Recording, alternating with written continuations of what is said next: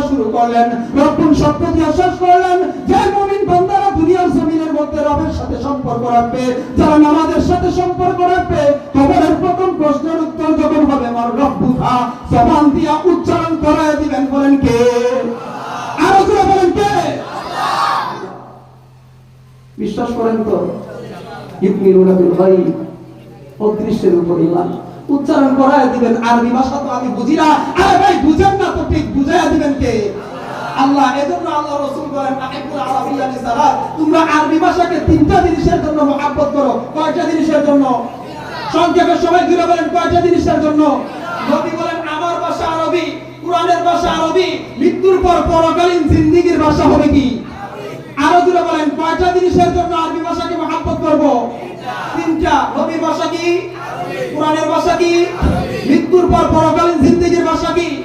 এই তিনটা জিনিসের জন্য